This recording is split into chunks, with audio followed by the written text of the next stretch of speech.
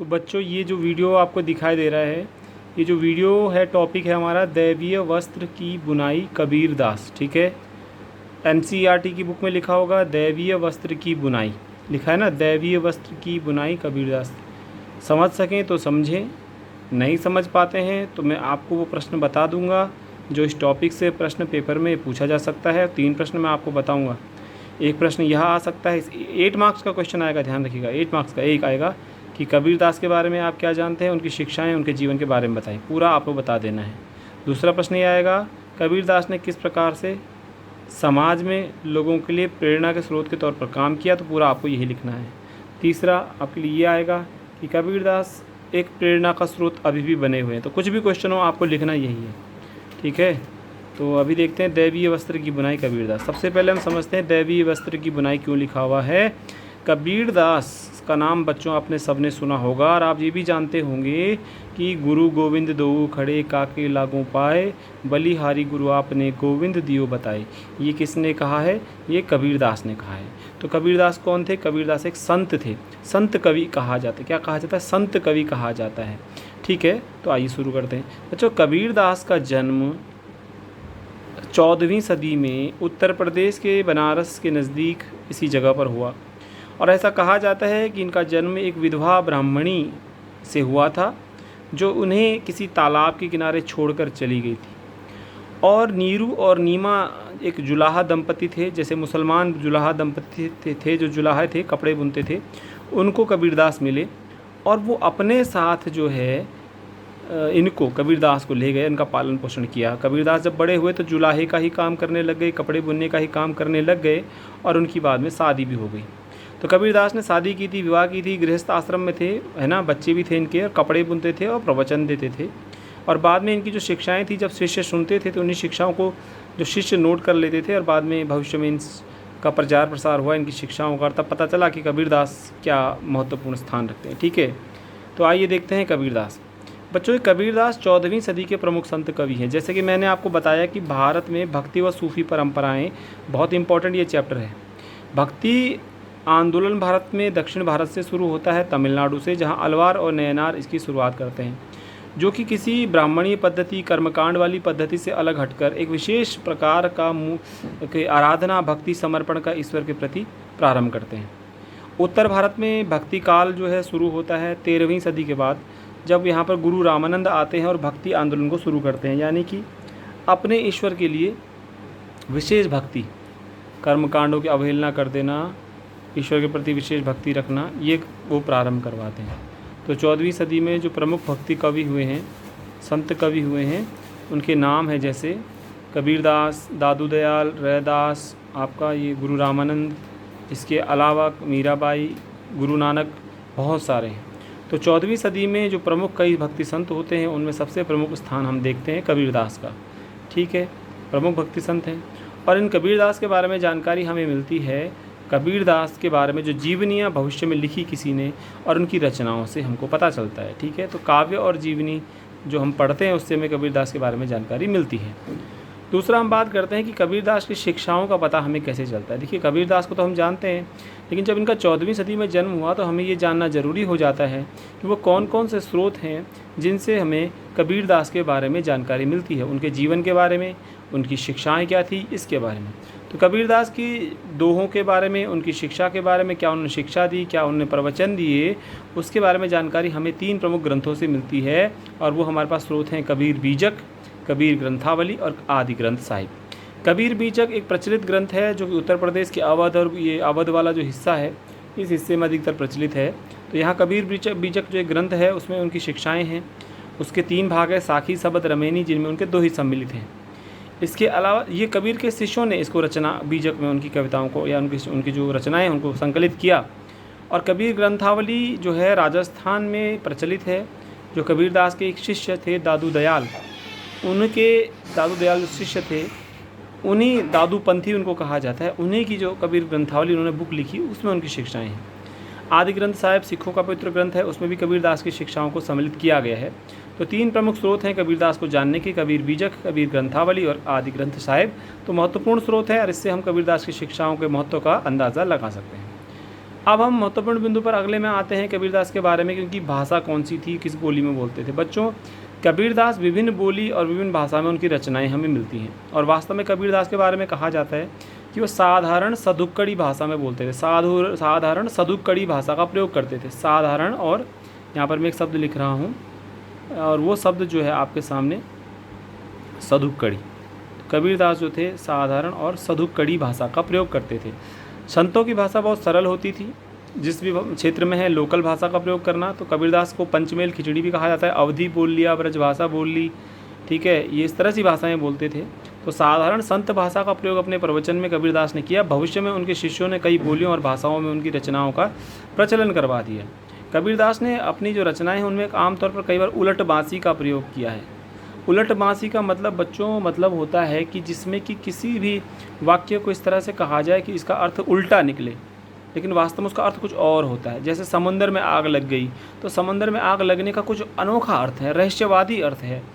समुद्र में आग लगने का मतलब कोई मगन हो गया। तो ये ऐसी कठिन बातें उन्होंने उलट बांसी के तौर पर कबीरदास ने कही हैं कि जिसमें वो परम सत्य का मतलब क्या है। जैसे हम कहते हैं ईश्वर है, भगवान है, अल्लाह है, गॉड है ना, सतगुरु है, तो हम तो नाम दे रहे हैं ना उसको अल्लाह ईश्वर, लेकिन हम कभी अभी कहें कि वो क्या है, तो परम सत्य है, कौन है, अदृश्य शक्ति है। तो जिसको कबीरदास जानने का प्रयास कर रहे हैं, समझने का प्रयास कर रहे हैं, उसको वो या जिसको समझने की कोशिश कर रहे हैं उसके लिए उलट बांसी का प्रयोग करते थे। उलट बांसियों का वो प्रयोग करते थे, ठीक है। तो विभिन्न बोलियों विभिन्न भाषाओं में कहा है, संत भाषा में प्रवचन दिए हैं। उलट बांसियों का बड़ा प्रयोग किया है। उलट बांसियों का प्रयोग इसलिए किया है कि परम सत्य से समझ में आए, परम सत्य को समझने की कोशिश की है। परम सत्य का मतलब समझ लीजिए ईश्वर जैसा, भगवान जैसा कोई तत्व अगर है तो उसको परम सत्य कहा गया है, ठीक है। अगर हम यहाँ पर ईश्वर कहेंगे तो हम उसको हिंदू धर्म से जोड़ देंगे, अल्लाह कहेंगे तो फिर मुस्लिम धर्म से जोड़ देंगे, इसलिए यहाँ पर परम सत्य है। तो परम सत्य सत्य होता है, किसी धर्म से नहीं जुड़ा हुआ है, ठीक है। अगले टॉपिक पर आते हैं।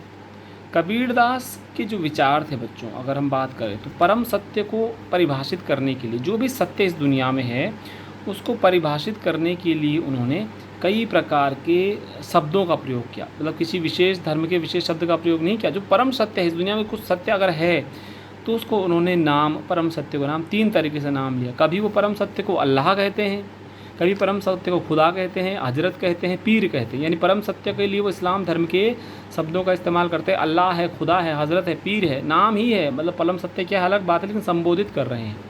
कभी वो अलख कहते हैं, कभी निराकार कहते हैं, कभी ब्रह्मन कहते हैं, कभी आत्मन कहते हैं। तो ब्रह्मन, अलख, निराकार और आत्मन जो शब्द हैं, ये बच्चों हिंदू धर्म के अंदर वेदांत एक दर्शन होता है। वेदांत एक दर्शन होता है, वेदों का अंत, वेदांत शंकराचार्य ने कहा था वेदांत।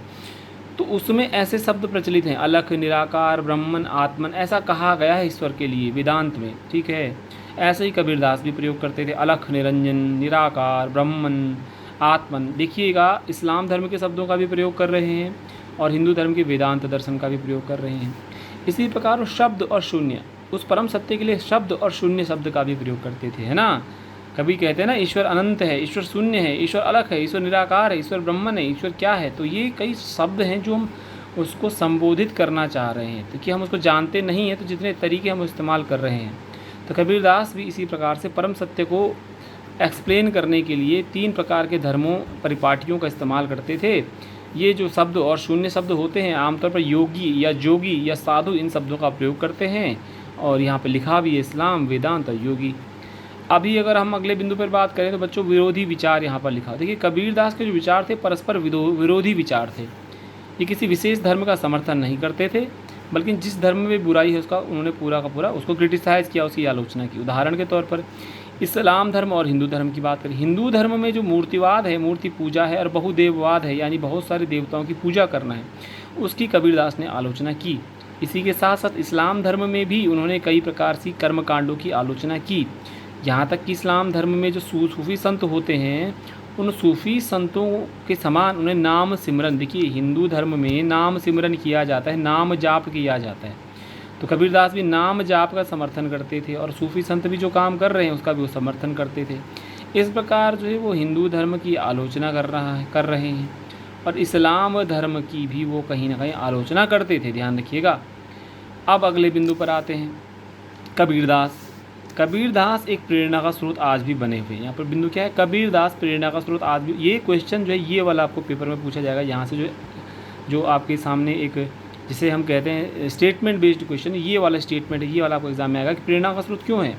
तो कबीरदास एक प्रेरणा का स्रोत इसलिए है कि कबीरदास ने अपनी शिक्षाओं के माध्यम से समाज में व्याप्त कुरीतियों, समाज में व्याप्त बुराइयों, समाज हो गया, विचार हो गए, धर्म के मामले में बुराइयों का क्रिटिसाइज़ किया, रूढ़िवादिताओं का विरोध किया, समानता के समर्थक थे। इसलिए आज भी समाज के लिए प्रेरणा का स्रोत बने हुए अपनी शिक्षाओं के आधार पर। कबीरदास की शिक्षाएं क्या थी, प्रमुख रूप से बता दूं। कबीरदास ने समानता का समर्थन किया है, जातिवाद का विरोध किया है, छुआछूत का विरोध किया है, बहुदेववाद का विरोध किया है, मूर्ति पूजा का विरोध किया है, कर्मकांडों का विरोध किया है। ये किसी भी प्रकार की सामाजिक बुराई के खिलाफ थे और ये बिल्कुल एक प्रकार से गृहस्थ जीवन में ही रहने वाले एक संत थे। ठीक है, घर छोड़ना ज़रूरी नहीं है मोक्ष के लिए, इनका मानना था। अब बात करते हैं कबीरदास के विचारों का स्रोत की, कि कबीरदास के विचारों के स्रोत कौन कौन से हैं। देखिए, कबीरदास के विचारों पर माना जा सकता है या माना जाता है कि विभिन्न प्रकार की परंपराओं का प्रभाव पड़ा, तभी तो ये कहीं ना कहीं हिंदू धर्म की बातों का भी अनुसरण कर रहे हैं और इस्लाम धर्म की बातों का भी अनुसरण कर रहे हैं। हिंदू धर्म की भी आलोचना कर रहे हैं, इस्लाम धर्म की आलोचना भी कर रहे हैं। तो सत्य जो जहाँ से मिला उसको भी लिया और अगर असत्य है तो उसको छोड़ दिया।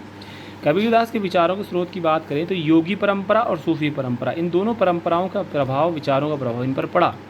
क्यों? आपने देखा किस प्रकार से यहाँ पर वो अलख निराकार ब्रह्मन शब्द का प्रयोग या शब्द और शून्य का प्रयोग कर रहे हैं, जो योगी परंपरा है, साधु जोगी लोग प्रयोग करते थे। सूफी परंपरा के अनुसार ये अल्लाह, खुदा, हज़रत, पीर, पीर शब्द का तो सूफी संत में इस्तेमाल किया जाता है, तो वो भी वहाँ पर इस्तेमाल कर रहे हैं। तो कबीर के विचारों पर योगी और सूफी परंपरा दोनों का प्रभाव पड़ा। इस प्रकार से समाज में हिंदू और मुसलमान दोनों ही इनके शिष्य बने। ठीक है, अब और मुख्य बात करते हैं। कबीरदास के जो गुरु थे माना जाता है गुरु रामानंद थे। कबीरदास के गुरु जो माना जाता है रामानंद थे, ऐसा जनश्रुतियाँ हैं। भले इसमें विवाद है कि कबीरदास का और गुरु रामानंद का समय काल जो है एक नहीं था। कबीरदास का जब मृत्यु हुई तो उसके बाद विवाद पैदा हुआ। यहाँ पर गलती से जन्म लिख दिया गया है मृत्यु। कबीरदास की मृत्यु के बाद विवाद पैदा हुआ कि कबीरदास हिंदू थे या मुसलमान थे, और इसके आधार पर जो इनके हिंदू अनुयायी थे उन्होंने दावा किया जी हम तो हिंदू परंपरा के अनुसार इनका जो है दाह संस्कार करेंगे, और इस्लाम धर्म के जो अनुयायी इनके शिष्य थे उन्होंने कहा जी इनका हम इस्लाम धर्म की परंपरा के अनुसार दाह संस्कार करेंगे। कुल मिला के जब पर्दा या जो भी कवर उठाया गया उनकी जो शव था उससे या उनके शरीर से, कहते हैं वहाँ पर फूल थे और दोनों धर्म के लोगों ने फूल बांट लिए। ठीक है, ऐसी तो जनश्रुति है। तो हिंदू थे या मुसलमान थे इस पर भ्रांति है। वैष्णव परंपरा को मानने वाले कहते हैं कि ये एक हिंदू एक ब्राह्मण थे और विधवा ब्राह्मणी गर्भ से इनका जन्म हुआ, यह ब्राह्मण थे। इस्लाम धर्म वाले अरबी नाम कबीर, कबीर शब्द का मतलब होता है महान। इस्लाम धर्म के हिसाब से कबीर अरबी शब्द है, महान इसको माना जाता है। तो ये हिंदू थे या मुसलमान थे इस पर विवाद हुआ बाद में बड़ा। लेकिन कोई भी बात हो, कबीरदास 14वीं सदी के प्रमुख भक्ति संत हुए हैं और इनकी शिक्षाएं बहुत अनोखी हैं। यहाँ पर आपको NCERT के अनुसार जानकारी दी गई है। मैं आपको फिर से अपने शब्दों में बताता हूँ। कबीरदास भारत के भक्ति संतों में सबसे महत्वपूर्ण स्थान रखते हैं। कबीरदास एक समाज सुधारक थे और बुराइयों के आलोचक थे। इन्होंने हिंदू और मुस्लिम दोनों धर्मों की बुराइयों की समान रूप से आलोचना की और उन्होंने कहा कि हिंदू और मुस्लिम दोनों धर्मों में बुराइयां हैं। समाज में समानता के समर्थक थे, मूर्ति पूजा और बहुदेववाद का विरोध करते थे। इन्होंने कहा कि काकड़ पत्थर जोड़ के मस्जिद लई चिनाए, ताचड़ी मुल्ला बाग दे का बहरा हुआ खुदाए। फिर इन्होंने ये भी कहा कि पाहन पूजे हरि मिले तो मैं पूजू पहाड़, तासे ताते चे चाकी भली पीस खाए संसार। तो ये कबीरदास समान रूप से हिंदू और मुस्लिम दोनों धर्मों की आलोचना भी करते हैं, बुराइयों की, समाज में एकता का, सामाजिक बुराइयों का, रूढ़िवादिता का ये विरोध करते हैं। और इन्होंने ये जोर नहीं दिया कि आपको संन्यास ले लेना चाहिए अगर आप मोक्ष की प्राप्ति करना चाहते हैं। ये एक प्रकार से समाज में ईश्वर की प्राप्त कर रहे थे, लेकिन कर्म भी कर रहे थे, जुलाहे का कर्म भी कर रहे थे। इस प्रकार से 14वीं सदी के प्रमुख भक्ति संत हैं कबीरदास, जो निर्गुण परंपरा के कवि हैं, जो ईश्वर को निराकार मानते हैं, जिसका कोई आकार नहीं है, किसी मूर्ति रूप में ईश्वर की पूजा नहीं की जानी चाहिए। इनकी शिक्षाएं हमें कबीर ग्रंथावली, कबीर बीजक और आदि ग्रंथ साहिब में मिलती हैं। कबीर परम सत्य को वर्णन करने के लिए 3 प्रकार की परंपराओं का प्रयोग करते हैं। पहली परंपरा में इस्लाम धर्म की परंपरा का प्रयोग, जैसे अल्लाह, खुदा, हजरत और पीर शब्द का इस्तेमाल करते हैं। कभी कभी वो अलख, निराकार, ब्रह्मन, आत्मन शब्द का प्रयोग करते हैं, जो हिंदू धर्म की वेदांत दर्शन की परंपरा है। इसी प्रकार से योगी परंपरा का भी प्रयोग करते हैं, जिसमें शब्द और शून्य का प्रयोग बार बार परम सत्य, ईश्वर वाला जो तत्व है, इस दुनिया में कहीं शक्ति है तो उसके लिए करते हैं। कबीरदास की जो प्रेरणा का स्रोत इसलिए बने हुए हैं क्योंकि शिक्षाएं जो हैं बहुत अनोखी हैं। वो गुरु को जो है ईश्वर से भी पहले बताते हैं, बुराइयों का विरोध करते हैं किसी भी धर्म में हो, यानी एक प्रकार से ही वो समानता के समर्थक थे। कबीरदास ने अपनी रचनाओं में उलट बांसी का प्रयोग किया है, जिसमें उनकी रचनाओं में जो है समानता दिखाई देती है, मतलब कि विरोधात्मक विचार देते हैं। तो मैं इतना ही वीडियो समाप्त करता हूँ। धन्यवाद।